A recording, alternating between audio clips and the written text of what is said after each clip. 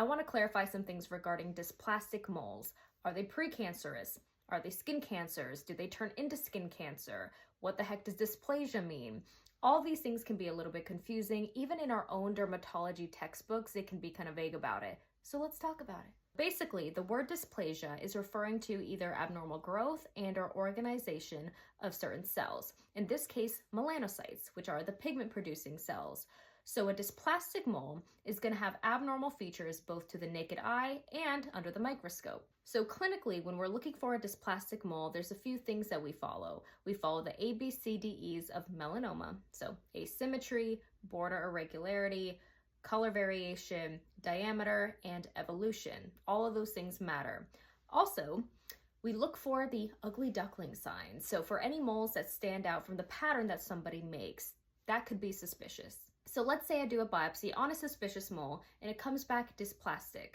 Well, the pathologist is also going to tell me, is it mild, moderate, or severe in atypia?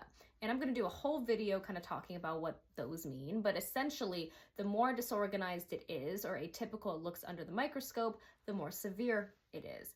And so just because somebody has a dysplastic mole, it doesn't mean necessarily that they're going to get melanoma, but the risk is higher, especially if they have multiple dysplastic moles and or family history of melanoma. So mild dysplastic moles are pretty low risk, but of course we look at the patient history and some other factors. As far as moderate dysplastic moles, the risk of them transforming into melanoma is about 2 to 10%. For severe dysplastic moles, the risk is about 15 to 30%. Of course, many other factors involved with that: genetics, sun exposure, family history, a bunch of different things. So how we approach dysplastic moles really depends on individual risk. But generally speaking, moderate to severe dysplastic moles, we just like to take them out. We want to make sure all the margins are clear so that we just mitigate the risk of transformation into melanoma. So generally, those who have a history of multiple dysplastic moles or those who've had a severely dysplastic mole, we may recommend more frequent skin exams. And there's also genetic testing that can be performed too.